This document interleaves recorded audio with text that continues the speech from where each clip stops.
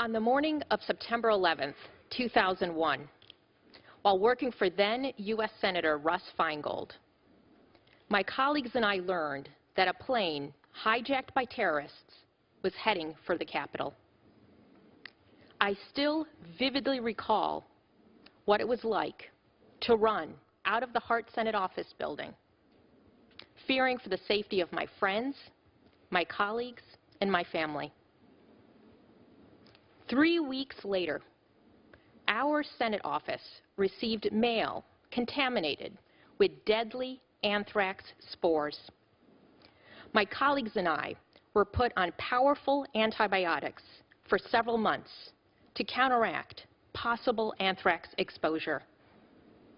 You see, Mr. Chairman, I understand on a deeply personal level what it feels like to fear harm and to be under attack. I resolved then to do my part to ensure that violent extremists, regardless of race, religion, or ideology, never succeed in their mission to destroy the values that make our nation great: freedom, justice, and equality for all. Mr. Chairman, Senator Coons, and members of the subcommittee, thank you so much for inviting me to testify today on how we can do better to keep our nation safe while upholding our nation's founding values. Days after 9/11, President George Bush called on the nation to uphold the values of America. He said, "No one should be singled out for unfair treatment or unkind words because of their ethnic background or religious faith." At a dark moment in our nation's history, President Bush comforted the American people by assuring them that we are stronger together. Nearly 15 years after 9/11, we are experiencing another dark moment. Candidates for President of the United States have said that law enforcement agencies should patrol and secure Muslim neighborhoods, that there should be a national registry for Muslims, that Muslims should carry special ID cards, and that all Muslims should be banned from entering the United States.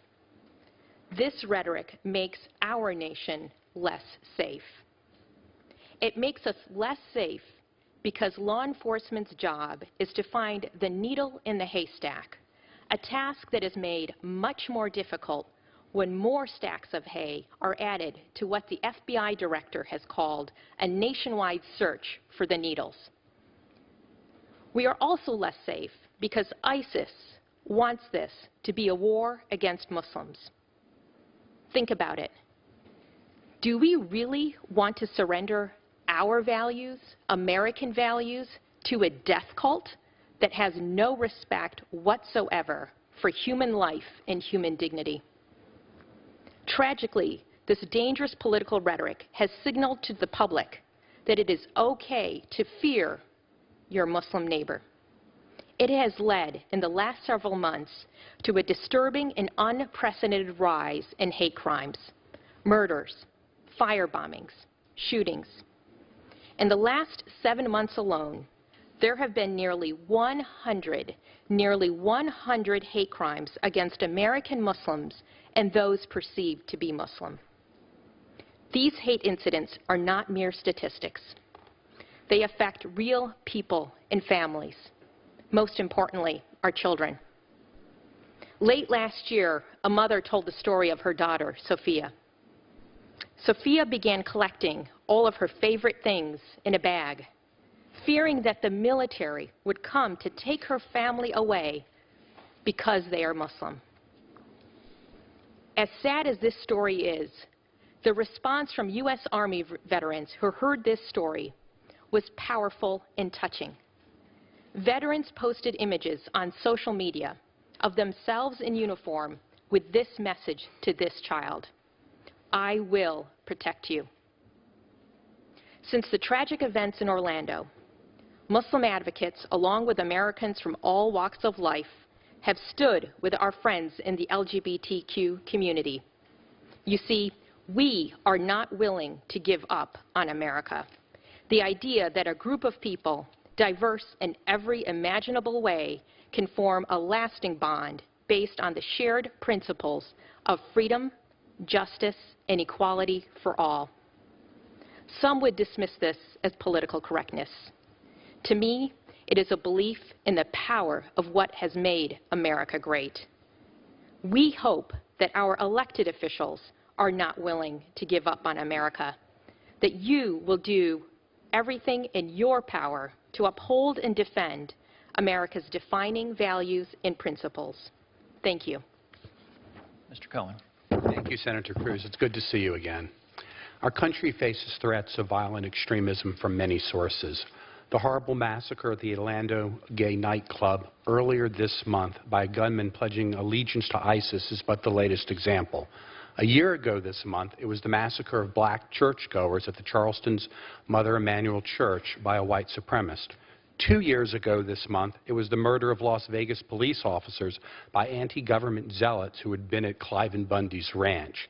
I would not take issue with the Obama administration's assessment that terrorism from those affiliated with or inspired by groups like ISIS represent the preeminent threat to our country. But I would point out that the threat of violent extremism from those blinded by racial hatred and rage at the government are serious ones as well. And while I would not go so far as to say that our government has been willfully blind to these latter threats, I would say that the record shows that both Republican and Democratic administrations, as well as the Congress, have not always given these latter threats the attention they deserve. The clearest example of this point comes from the history of the Domestic Terrorism Task Force that the Justice Department established after the Oklahoma City bombing.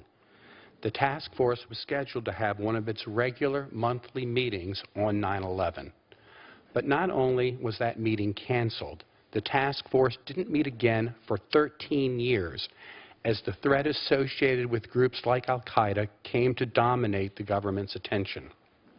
During this period, the number of hate and conspiracy-minded anti-government groups skyrocketed, and the level of violence from the radical right increased by a factor of 4. President Obama, of course, has been a particular lightning rod for the radical right. The day after he was elected, Stormfront, the world's leading neo-Nazi website, whose members have committed numerous murders, reported that it was getting 6 times its normal traffic. There are a lot of angry white people looking for answers, the site's publisher, a former Klansman, explained. When DHS released a report in 2009 assessing the likely backlash to the election of our first black president, the reaction from groups like the American Legion and members of Congress was so fierce that the report was withdrawn and the DHS unit that produced the report was allowed to wither. In 2014, the Justice Department finally revived its domestic terrorist task force after a white supremacist, Glenn Miller, killed 3 persons in Overland Park, Kansas, that he thought were Jewish. But still, there are indications that the threat of terrorism associated with groups like ISIS dominates the government's thinking. The Oklahoma City bombing was the first incident the first terrorist incident that President Obama mentioned in his speech at the White House summit of countering violent extremism in 2015. But it was virtually the only mention of radical right terrorism during the entire summit. 2 weeks after the Charleston massacre, the House Homeland Security Committee released a terror threat snapshot that didn't mention the Charleston killings. Congress has held multiple hearings, as it should, on the threat of terrorism associated with groups like al-Qaeda. But as far as I know, neither the House nor the Senate has held hearings on terrorism directed at law enforcement officials in the West by government zealots such as the Bundys. In fact, members of Congress as well as state and local officials have actually sympathized with the Bundys at times. Again, the threat of extremist violence from individuals associated with or inspired by groups like ISIS is deadly serious. But it's not the only threat that we face. Furthermore, as the recent study by Duke University's Triangle Center on Terrorism and Homeland Security concluded, law enforcement's virtual singular focus on the threat of terrorism associated with groups like ISIS and its heavy-handed tactics risk fraying the bond of trust between law enforcement and Muslim communities that is so essential to effective law enforcement. President Bush said it best, "We are not at war with Islam. Muslim communities are part of the solution, not part of the problem." Thank you, sir. Thank you, Mr. Cohen. Chairman Cruz, Ranking Member Coons, members of the subcommittee, thank you for inviting me to testify.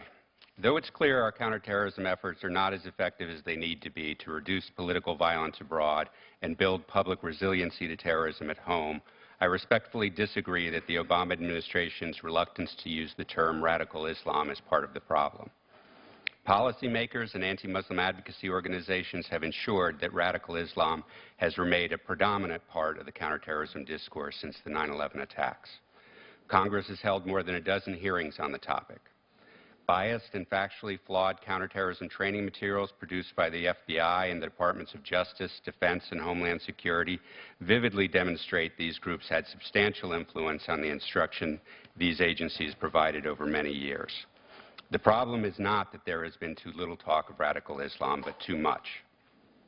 I agree with President Obama that this rhetoric offends American values of equality, religious liberty, and free expression, and undermines the national unity and international cooperation necessary to effectively counter terrorist violence at home and abroad. This is not political correctness, it is factual correctness. Radical Islam is no more accurate or appropriate a descriptor of the source of terrorist violence committed by Muslims than the label radical Christianity would be to describe the violence perpetrated by the Ku Klux Klan, the Army of God, or the Lord's Resistance Army. Radical Islam is a term that lacks objective meaning and doesn't withstand scholarly scrutiny. It only serves to stoke public fear, xenophobia, and anti-Muslim bigotry. It's been used broadly and arbitrarily to include disparate groups like Hezbollah, Al-Qaeda, ISIS, Saudi Arabia, Iran, and the Liberty City Seven. The fact that the first five are locked in armed conflict with one another and the last wasn't even a Muslim group doesn't seem to matter to those determined to see them as parts of a global conspiracy. More damaging, however, is when radical is used to smear Muslim civil rights groups, charities, and religious institutions in the same way the FBI did to labor organizers, civil rights, and peace activists during the Red Scares. As in the past, we err in thinking that we can improve our collective national security by undermining the security and liberty of some subset of fellow Americans. The skewed focus on terrorism committed by Muslims has clearly impacted law enforcement priorities, policies, and practices, which have disproportionately and indiscriminately targeted American Muslim communities with surveillance and infiltration, often to the exclusion of other violent threats. Half of the violent crimes, including a third of the roughly 15,000 homicides in the U.S. each year, go unsolved, even as the FBI investigates tens of thousands of false leads based on flawed radicalization theories. Meanwhile, if a 2011 triple homicide in Waltham, Massachusetts had been solved, Tamerlan Tsarnaev would not have been free to mastermind the 2013 Boston Marathon bombing. In foreign policy, our inordinate focus on extremist ideology as the lens through which we evaluate many different civil wars blinds us to the true nature of these political conflicts and puts us on a path to perpetual war with predictable consequences to civil liberties, human rights, and the rule of law. Ideas cannot be killed and ideologies cannot be destroyed. Though we defeated Nazi Germany in World War II, my undercover work against neo-Nazis in the 1990s and the political assassination in Britain this month show fascism was not defeated. We respond appropriately to this threat by criminalizing the violent behavior, not by attempting to destroy an ideology. Today, Americans know little about ISIS except to be deathly afraid of it, which is exactly the way ISIS likes it. The flawed narrative that likens radical Islam to an ideological virus spreading unseen through vulnerable American Muslim communities is generating mutual distrust and animosity, leading to more strident calls for discriminatory policies and increasing anti-Muslim violence. This is self-defeating, as alienation and the experience of discrimination are often identified as the conditions that lead to greater radicalization. A counterterrorism discourse that pits Americans against one another and amplifies public fear will not improve our national security. We need to develop more effective strategies designed to build national unity and assuage public fear by providing objective information about the nature and scope of the many threats we face and the efficacy of the measures we're taking to address them. Protecting American values and our commitment to the rule of law is what will ensure our lasting security. Thank you. Thank you, sir. Ms. Khera, your organization asked John Brennan and the Obama administration to, quote, purge references such as this from law enforcement training materials, and at the request of your organization, the administration complied. Is it the position of your administration that the references to jihad and Muslim and Islam in the 9/11 Commission report were somehow offensive or bigoted? So my organization's position is that training materials as well as intelligence products that were produced by the FBI are not only offensive and inflammatory and alienating Muslims and American Muslims, but more importantly, they make us less safe. And the reason they make us less safe is that I think what the recent tragedies have shown us, including in Orlando, is that we need law enforcement more than ever focusing on finding the needles in the haystack. And by broadly painting an entire faith community with a broad brush of suspicion, we're actually dumping more hay onto the haystack and making law enforcement's job more difficult. If I could just give an example. With respect, I would like to ask you to just answer the specific question I asked, which is it your organization's position that the 126 references to jihad by the 9/11 Commission were somehow offensive or bigoted? I want to make it clear, Mr. Chairman, that our concern is about not just terminology, but it's about what these materials are communicating. So it's not just about using the word jihad or Muslim, but it's what it's communicating to agents and what it's communicating to the general public. You don't think it was bigoted to use jihad? I just want to understand your organization's position, whether or not it is bigoted to use the word jihad. So this is when I think it's problematic. I think it's when we have public officials, whether it's members of Congress, members of the administration, who are going out and describing the problem as a problem of jihad or a problem of radical Islamic terrorism. That's a problem because it's actually playing in to the propaganda frame of ISIS, and it makes us less safe because ISIS wants this to be a war against Islam, and by using religiously loaded terminology like jihad, we're playing into their mindset. And it would be, I might add, it's not only that, but it's also just grossly inaccurate. I think we need to call the threat what it is. It's ISIS, it's Al-Qaeda, and it's no different than the KKK or those who attack abortion clinics. We wouldn't go and say there's a problem with radical Christianity or radical Christian terrorism. We call the threat what it is. It's the KKK. It's those who are attacking women's health clinics. So, Ms. Khera, I will note that I've asked you now twice if your organization has the view that the 9/11 Commission report was bigoted or offensive, and twice you have declined to answer that pretty straightforward question. So let me try it a different direction. Oh, well, maybe I didn't understand your question properly, Mr. Chairman. The use of the term in general by the 9/11 Commission report I don't think is problematic in itself. I think it's in general as officials are talking about what the threat is. I think that's what my concern is. Well, if it wasn't a concern, then why would it be purged from 126 down to 0000? I can't explain the administration's. I obviously cannot speak for the administration and these government agencies that did that, and what their thinking was and developing those documents. But what I can say, in response to a request from your organization in writing calling for a quote purge. We asked for a purge of bigoted training materials. That's what we called for.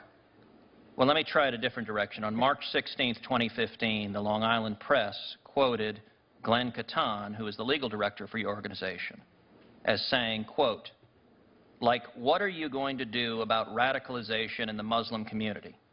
That's nonsense. There is no such thing. I'm curious, do you agree with the legal director of your organization that there is no such thing as radicalization in the Muslim community?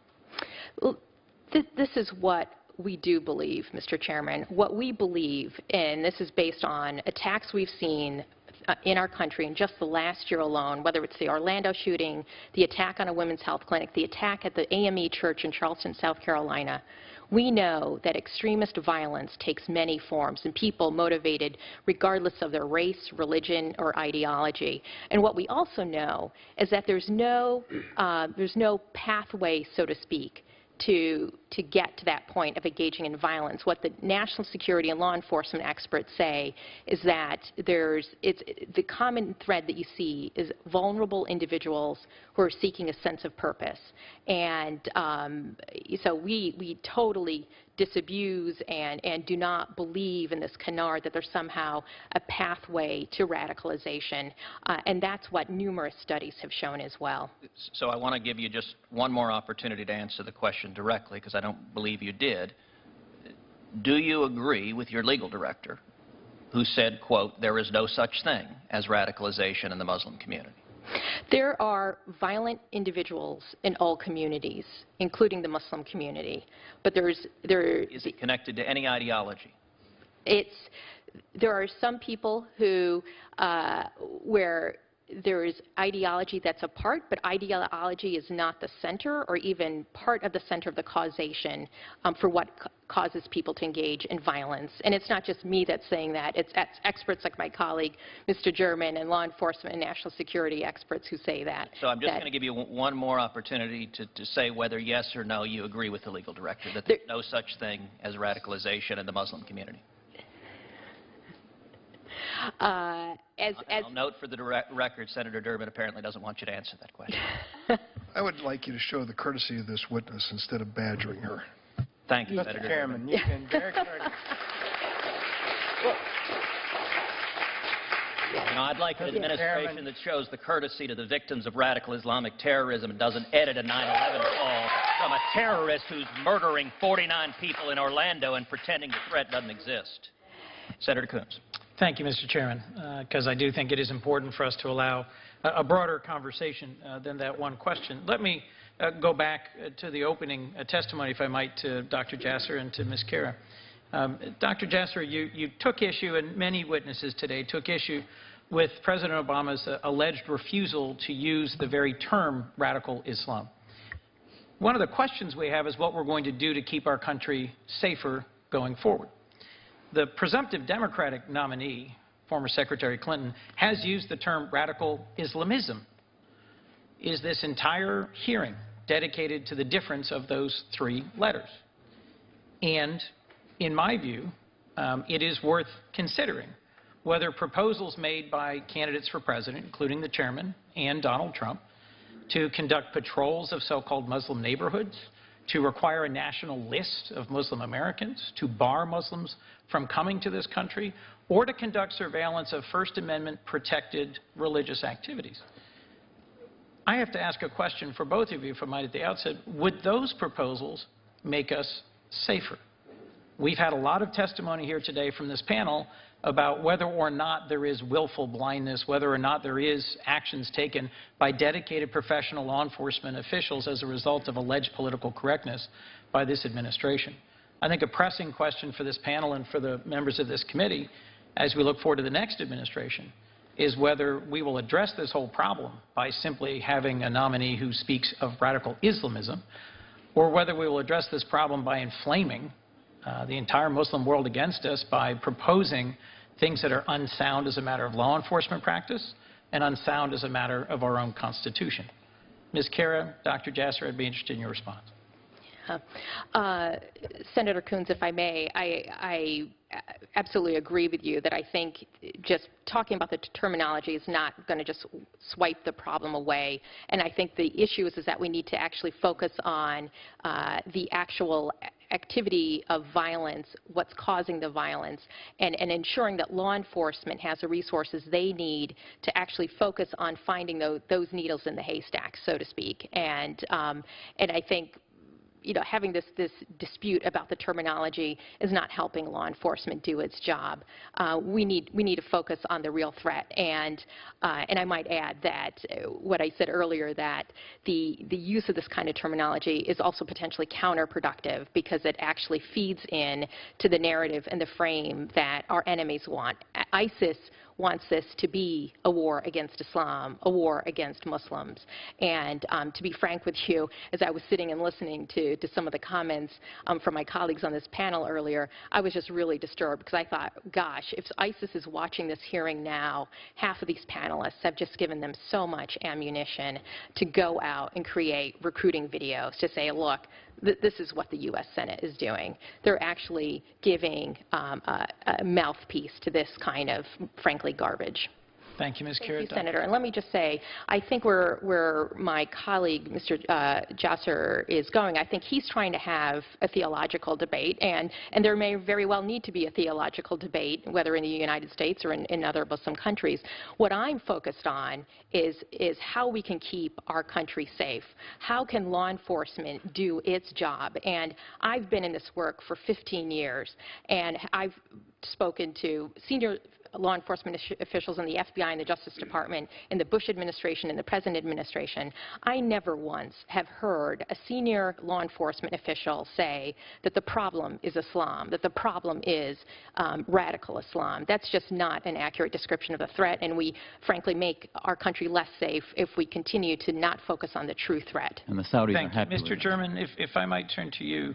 You served as an FBI officer for 15 years, is that correct? 16. 16. And you conducted numerous investigations, both undercover and direct investigations of radical and extremist groups, both white supremacist and anti-government, but also those who draw some connection to or inspiration from perverted versions of Islam. Would that be roughly accurate? Roughly. Okay. And your suggestion in your testimony was that removing from training materials suggestions that are unfounded in fact and that are misleading and that are bigoted actually will make law enforcement more effective, more focused. Talk further about that, if you would. Sure. A lot of the materials that were uncovered through an ACLU FOIA and later work by investigative journals, Spencer Ackerman and others, showed that this material was not just openly biased against Arabs and Muslims, and actually other groups too. There were Chinese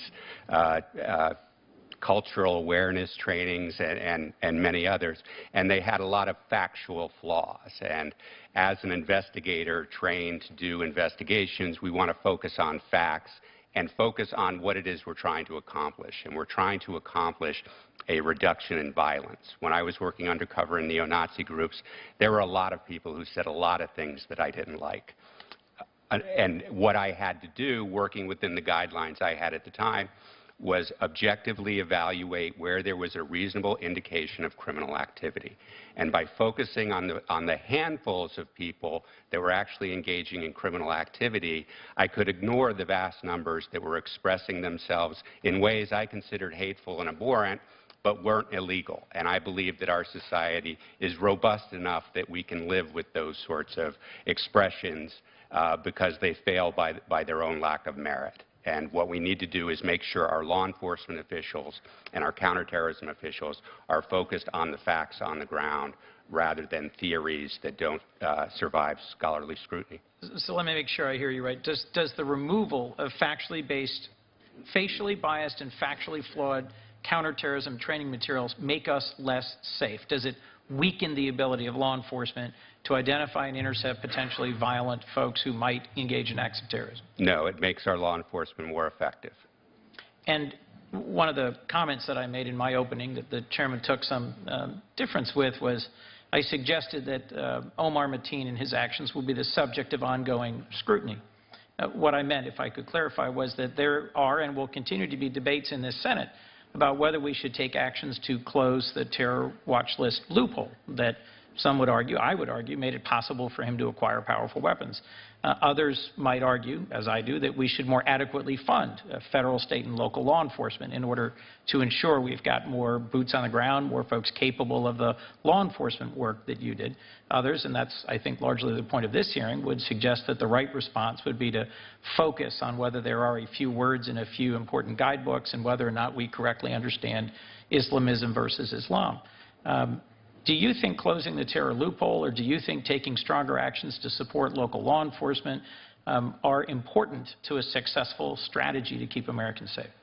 I'm afraid that the terrorist watch lists have been fraught with problems from the very beginning, and particularly the lack of due process makes it impossible for the public to judge whether these are effective methodologies. Clearly, we've seen cases where people like Tamerlan Tsarnaev were on the watch list, but because the watch list is so bloated, it creates so many false alarms that dulls the response. So in fact, nobody responded to those alarms when the system worked as it was effective. So I would hope that we could see clarity and due process brought to the watch list to make it better.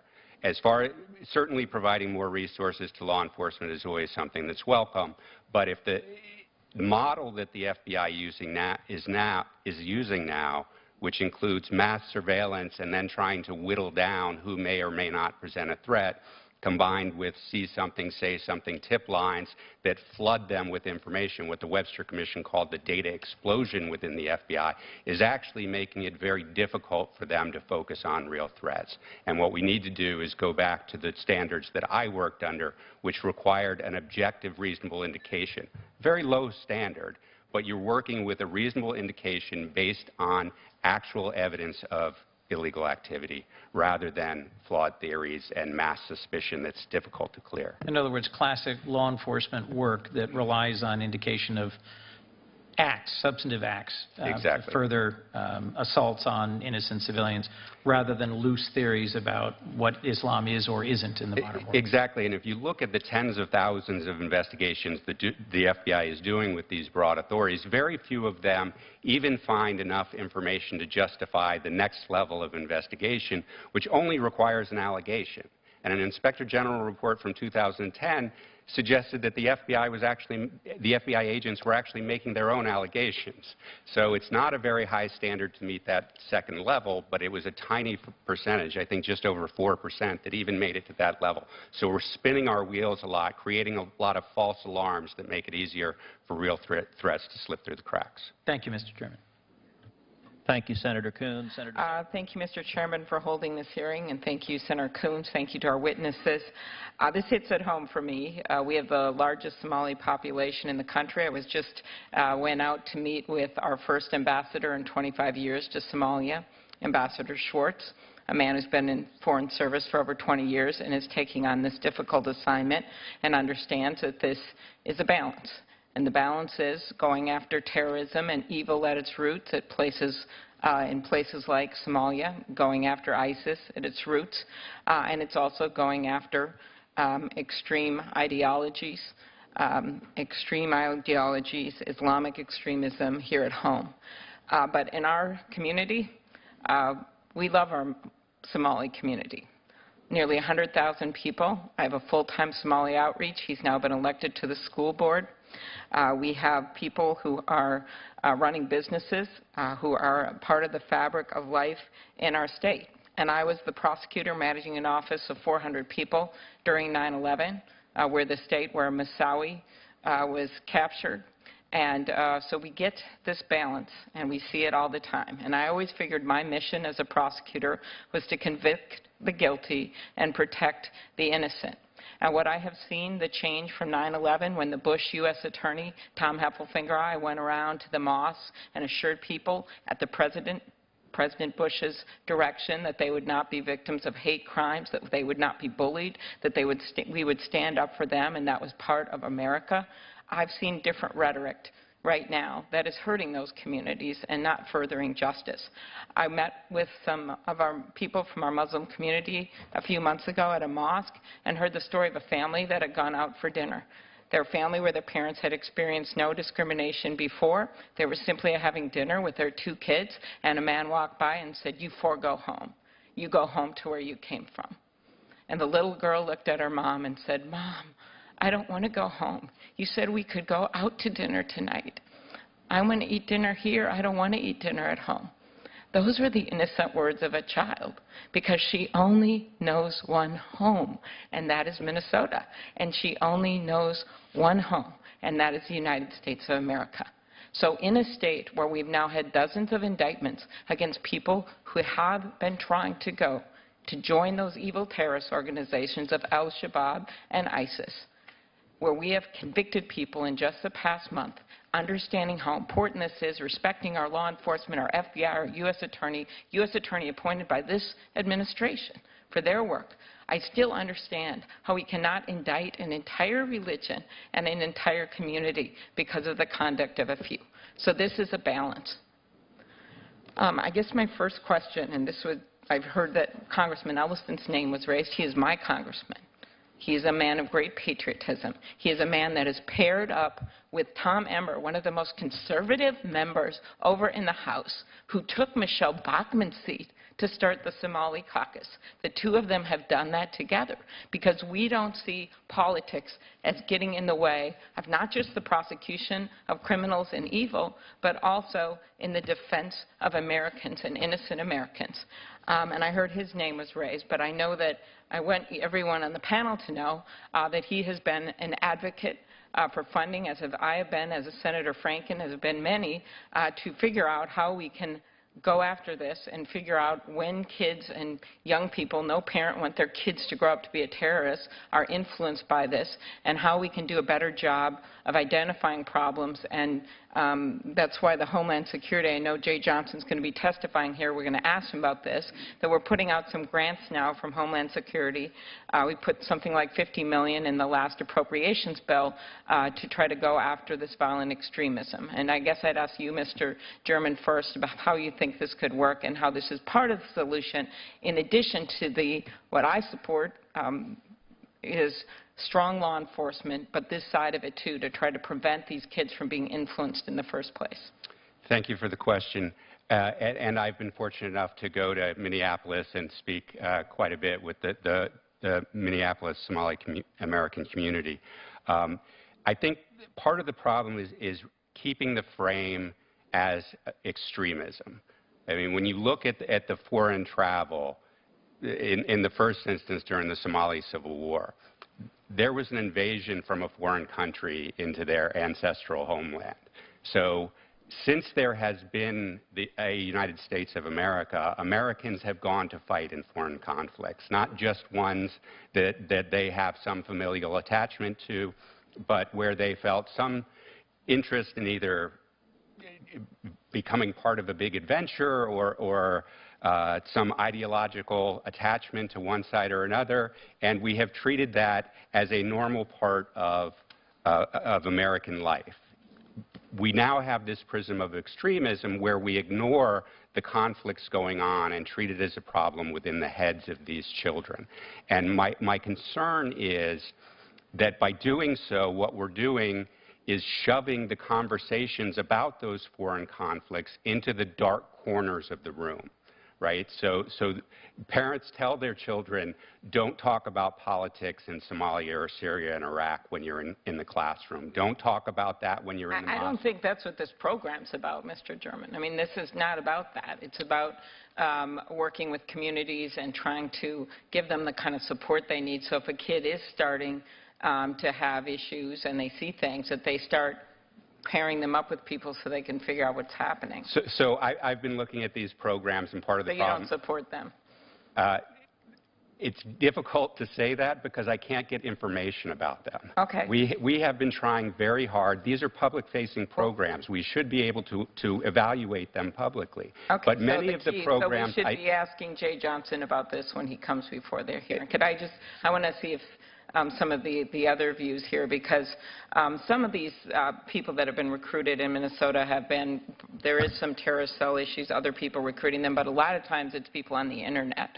And obviously we have First Amendment rights, there's all kinds of things. Just any ideas, maybe you, Mr. Cohen, and then I will move on because I have 2 minutes over already here, about what we should be doing here to limit some of this recruiting and taking responsibility with the private and public sector, because this is slick recruiting that's going on right now, right within our midst.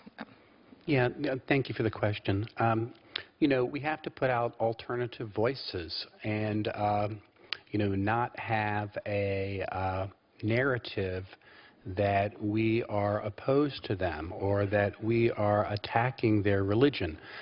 You know, there was this big study done by the people at Duke, and they surveyed almost 400 law enforcement officials and talked to over 200 community members in a variety of focus groups.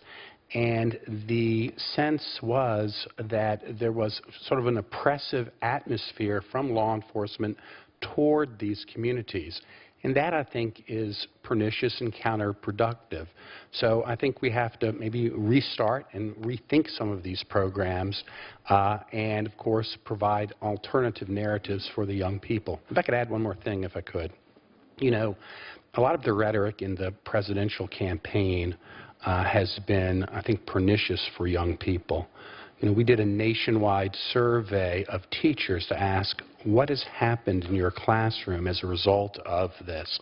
And there are a lot of kids who are feeling bullied, a lot of kids who are feeling scared, especially young people. And I've heard the same thing. Yeah, and that's a dangerous thing, too. And so I think it's really quite important that all of us, especially people in your position, positions of other persons on this committee, speak out against that. Right, and that's something that President Bush actually focused on after 9/11. It made a big difference. Yes. All right. Thank you very much. Thank you. Mr. Chairman, could I just respond to something that was said earlier during this panel questioning? Well, we're going to recognize Senator Durbin, and he may well give you the opportunity to do thank that. you. Thank you very much, Mr. Chairman. I listened to Senator Sessions' questions, and I really think he really is moving us to where we ought to be. Mr. Cohen, when you went after or your organization went after the Ku Klux Klan, you were aware that their symbol was a flaming cross? Yes, sir. And that they believed that somehow they were espousing the teachings of Christ? Right, they were purifying the race, yes. And these race purifications ended up in hateful and violent and murderous tactics against African Americans. That was the way they did business, yes. Catholics, Jews. They were a hate-filled group that used a flaming cross and their purified Christianity for justification. Yes. Westboro Baptist Church sends demonstrators to the funerals of our fallen soldiers. I've seen them in Illinois. And they put up these hateful signs that say, this soldier died because of sodomy, because of gay marriage. Their homophobia, they believe, is part of their Christian belief. I think the point that has been made over and over by 3 members of this panel is it is a mistake for us to then call the Ku Klux Klan radical Christians, or to call Westboro Baptist radical Christians. They are extreme, they're violent, they're radical, they're unacceptable. But it reflects on all of us who count ourselves as Christians if you use a term that is so broad in its application. No one is arguing, Mr. McCarthy, that someone who possesses a dangerous ideology, dangerous to the United States, should ever be allowed to immigrate. But presumptive Republican nominee Donald Trump isn't making that distinction, my friends. He wants to exclude all Muslim immigrants. That, to me, is where he has gone way beyond the needs of protecting America into territory which I hope this country will never, ever embrace. It's interesting to me that last week we had a debate on the floor of the Senate on terrorism, and the debate got down to the question as to whether or not we should be wary or careful when a suspected terrorist wants to buy an assault weapon, a firearm. And many of us said, let's err on the side of safety. And unfortunately, only 8 Republicans would join Senator Collins, another Republican, when she suggested that maybe we keep the guns out of their hands until we find out whether they truly should be on the no-fly list. We couldn't carry the day. So the presumption when it came to the Second Amendment was give them the gun, ask questions later. Now we have this hearing. And instead of dealing with suspected terrorists, we're dealing with a suspected religion, according to some. That's where I think we've crossed the line. If there are those who would abuse their religious beliefs, threaten others, and threaten America, for goodness sakes, use all of our power to protect us. But the notion that we would call for radical Christians, radical Islam and such, and therefore have the right answer to keeping America safe, I think is just fundamentally wrong. And I'll say this, I had plenty of disagreements with President George W. Bush on a spectrum of issues. But I still marvel at the fact that after all we went through on 9/11, he would say to America, quote, all Americans must recognize that the face of terror is not the true face of Islam. Islam is a faith that brings comfort to 1 billion people around the world. It's a faith that has made brothers and sisters of every race. It's a faith based upon love, not hate. Thank you, President George W. Bush, for reminding us at that terrible moment in history who the real enemies were. They weren't people of the Islamic faith. They were those who had violent, extreme views and were ready to kill, to execute that, like the Ku Klux Klan, like the hate mongers of the Westboro Baptist Church. That president at that moment in history got it right. And we've got to get it right today, because we're being called on, like many generations have in the past, to respond to a legitimate fear of terrorism in a way consistent with our American values. And when we lapse into this notion that we are going to condemn a faith, I think we've gone way too far. Ms. Khera, I know you wanted to say something earlier, but let me ask you first. Do you live in a Muslim neighborhood? No, I do not. You know what a Muslim neighborhood is?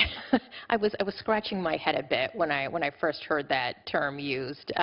The Muslim community in the United States, with few exceptions, is actually quite spread out and integrated into the broader America. That's my experience too. I mean, I can show you some Irish Catholic parishes in Chicago and some areas on the North Shore where Jewish populations live, but the Muslim population is not that large per se, and they seem to be dispersed. And when we talk about patrolling and enforcing Muslim neighborhoods, as one member of this panel has, I'm at a loss. What was he trying to say? What is a Muslim neighborhood? No, I think you're absolutely right. And Senator, if I could just add to your statement of acknowledging President Bush and what he did and the importance really of bipartisanship. I think this issue of really pushing back against these frankly un-American and unconstitutional proposals to marginalize and target a group of Americans based on their faith it's not consistent with the Constitution. It's not consistent with our values. And I might add that it's not just yourself and some members on your side of the dais, but I also want to specifically acknowledge Senator Flake and Senator Graham, who've been very courageous with their words as well in urging to tamp down this kind of divisive rhetoric. Let me just add, and thanks Senator Graham who's here, but let me just add, I called Senator Flake at his home on a Saturday evening when he visited a mosque in Arizona and thanked him. I sent personal thank you letters to Senator Flake and Senator Graham. It was such a thoughtful gesture. Totally consistent with what President George W. Bush reminded us. That was the mosque I attend, Senator Durbin. Well, I thank Senator Flake for having the courage to do it. Thank you. I yield the floor. And Senator Durbin, can I just add one more thing that I wanted to say earlier, and that was I just want to make it clear that there have been hundreds of imams and Islamic religious scholars in the United States and around the world that have condemned terrorism, routinely condemned terrorism, and in fact, there are a number of U.S. Muslim religious scholars who have actually taken on the narrative of ISIS, in fact, at great peril to themselves. A number of them have received specific death threats from ISIS because of that work that they're doing, and so I cringe when I hear people saying that Muslims are not speaking out against the contortion of their faith for violent ends. Thank you. Thank you, Senator Durbin. Senator Graham. If you do have a radical mosque or a radical preacher or a radical whatever, is it okay to follow them and monitor what they do? So I think I think there's a difference between somebody who has radical thoughts or is espousing radical thoughts and then actual violence. I think, as you can certainly appreciate, Senator Graham, having radical thoughts is not illegal. Some would actually say it's downright American. No, I agree. Ma'am, what would you say? I think law enforcement, if there's reasonable suspicion of criminal activity, law enforcement needs to go there and they need to conduct a full investigation. That's a good way to end this. And that's all we're talking about, is fighting a war, not a crime, good surveillance techniques that are within the constitutional values. And I am convinced that the purpose of this hearing, Senator Cruz, that you've worried that we've gone too far the other way. And that's all I'm saying. Thank you. Thank you, Senator Graham. Mr. Chairman. I think we need to be careful. Clearly, where there's a conspiracy, law enforcement should track down everybody who is involved in the conspiracy. But what we have to understand about terrorist methodology is the appeal for anyone anywhere to do something is an act of desperation, right? It's a reflection of their weakness, not their strength. So we have to be very careful when we talk about somebody who answers that appeal to not do what ISIS wants us to do, which is to make believe that they actually are that strong and that there actually is a connection and this person actually was ISIS, rather than some misanthrope who was reaching out for whatever was going to get him in the newspaper and on TV. And if we reward this behavior, whether they're reaching out to ISIS like Omar Mateen was doing or reaching out to white supremacist groups like Dylan Roof was doing, you're giving them an opportunity to be famous and to be a soldier of whatever the cause is. And we need to be very moderate in how we talk about this thing. So we're focusing on real conspiracies, because then, as we've seen, co-conspirators can go out and commit other crimes. But if we're talking about somebody just claiming allegiance with no actual connection, I think we should be very careful in actually attributing that to the group that they claim. Mr. Cohen, you've dedicated most of your life to the pursuit of finding and closing down those who engage in not just dangerous ideology, but dangerous actions against other Americans. And Senator Sessions had some interesting, curious comments on the central role of the Southern Poverty Law Center in pushing back against the Klan. And you previously made a point that, just because groups like the Klan, or I would suggest the Lord's Resistance Army, a horrific terrorist group in Central Africa, just because they miscite the Bible, we wouldn't refer to them as radical Christians, and we are similarly making a mistake here if we demonize Islam as radical Islam. Help me understand, in your view, whether we should be engaging in widespread surveillance of the Muslim community, and whether we should be indulging the proposals of some candidates for president in uniform bars on Muslim admission to the United States or patrols of so-called Muslim neighborhoods in an effort to contain a dangerous ideology. Where do you think that boundary lies between appropriate investigation of those who might have a proclivity to violence and demeaning an entire religion?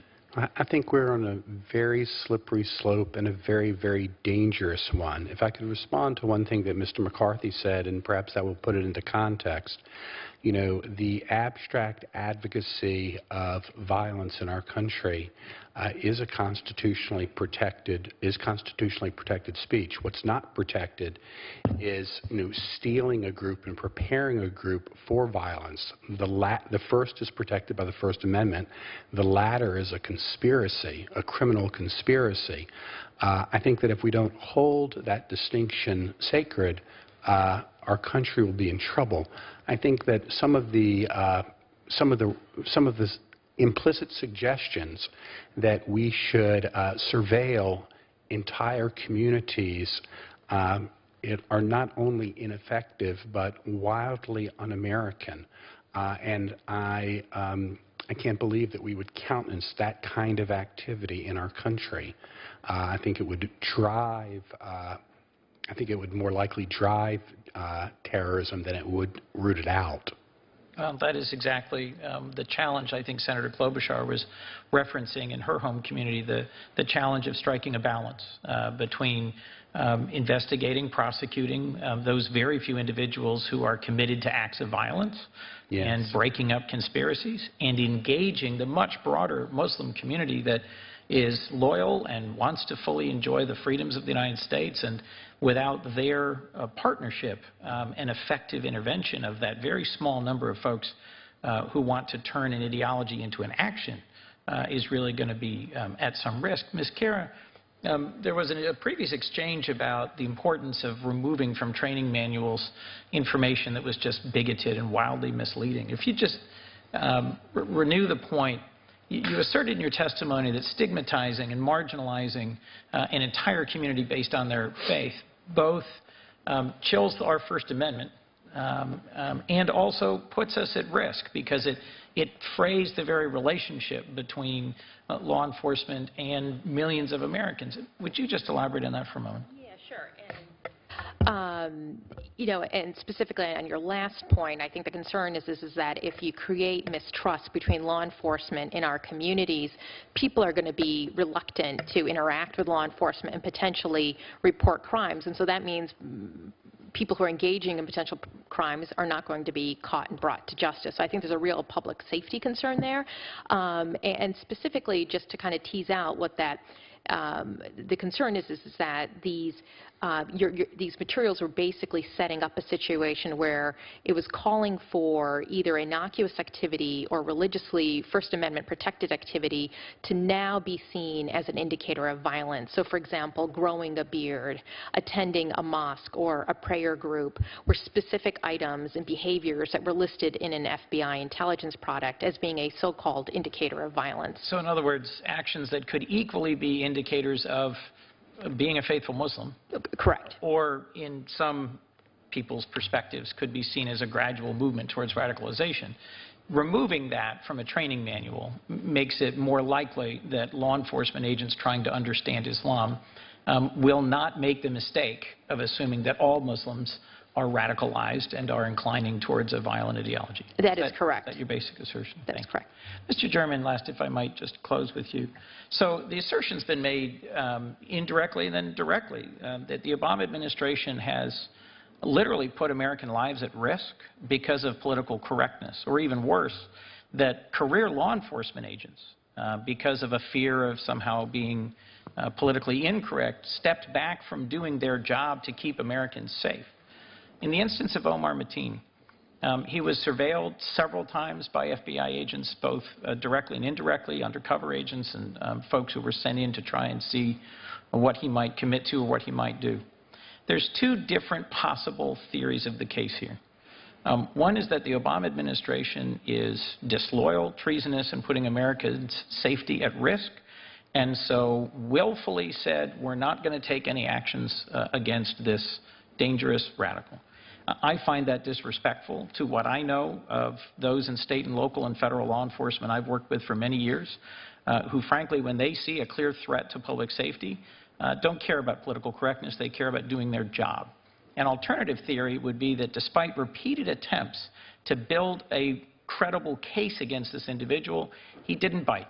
He didn't take action. He didn't actually begin a conspiracy. He didn't take proffered offers of opportunities in a way that allowed agents to build a real case against him and proceed. And as Senator Klobuchar indicated, in one of the largest Muslim American communities in America, they have taken case after case after case to trial and actually successfully prosecuted those who took steps to participate in conspiracies. First, does it seem credible to you that career law enforcement agents look the other way out of a concern for political correctness? Or does it seem more credible to you that a deeply disturbed individual who was at different times saying he supported or was involved with groups that are literally fighting each other on the battlefield was not taking enough credible steps to develop a working case? And then second, New York City Police Commissioner Bill Brennan recently said that wide-scale surveillance programs like an NYPD program that targeted the Muslim community failed to produce a single piece of actionable intelligence and, frankly, didn't work. I'd be interested in your comment on how we could strengthen the hand of federal and local law enforcement to keep us safe. On your first question, I do believe the men and women of the FBI are doing everything possible under the law to try to protect us from threats. And in the cases where red flags are raised, investigations actually were pursued. My concern is they're not looking for the right thing. They're not looking for indicators of violence. They're looking for indicators of radicalization, depending on whatever model that is. And in some of these cases, what we see is those clear models are not accurate. And I also agree on the issue with Chief Bratton, where the broad surveillance of entire communities dilutes the ability to actually focus on real threats. And I think that's why, during the period those programs were in place, Najibullah Zazi and Faisal Shahzad cases were missed because they were looking too broadly rather than focusing on real threats. In both those cases, they traveled overseas to terrorist training camps. That's something that maybe we should put more resources in rather than surveilling innocent Muslims. Thank you. Well, I just want to thank the whole panel for your testimony, the members of this committee who've engaged today. I do think we have important and unresolved questions about how to keep Americans safe, how to strengthen the hand of federal, state, and local law enforcement, but in a way that respects our most fundamental values and doesn't come up against the boundaries of cherished First Amendment freedoms.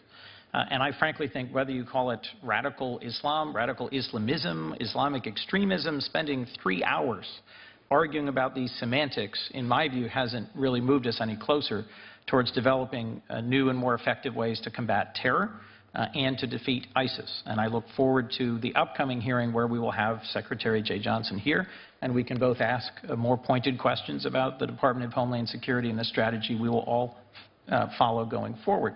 Let me just close by saying that I am deeply troubled by proposals in our current election season. Proposals made by Mr. Trump to ban all Muslims from coming to the United States. Proposals made to keep a list of all Muslims in the United States, to actively and aggressively surveil mosques, to patrol so-called Muslim neighborhoods, I think are profoundly unhelpful as we try to respect America's constitutional traditions and keep our country safe. And I frankly worry that proposals such as these and the broad following they seem to have gotten harken back to some of the worst chapters in American history. In particular, I'll just remind us that after the attack on Pearl Harbor, this great nation turned its back on Japanese Americans, forcing the relocation and incarceration in camps of over 100,000 people based solely on their Japanese ancestry, not based on any actions taken or any expression of intent to harm Americans or to be disloyal to the United States. And the majority of those, in turn, were American citizens. As I prepared for today's hearing, I could not forget a meeting I had with the daughter of Fred Korematsu, whose name was given to a signal U.S. Supreme Court case. I met his daughter at a ceremony at the White House. And in 1983, when Mr. Korematsu's conviction for violating the internment order was finally overturned, he said, and I quote, "I would like to see the government admit they were wrong and do something about it so this will never happen again to any American citizen of any race, creed, or color." It is my hope that in this debate and in this election season, we will set aside proposals that seem more in keeping with the errors made in the past, where we went after entire groups of American citizens regardless of their substantive actions, and that we would instead live up to our core constitutional commitments and creed and find the right balance between respecting constitutional liberties, welcoming all Americans of whatever background, and finding a bipartisan path forward that will genuinely keep Americans safe. Thank you.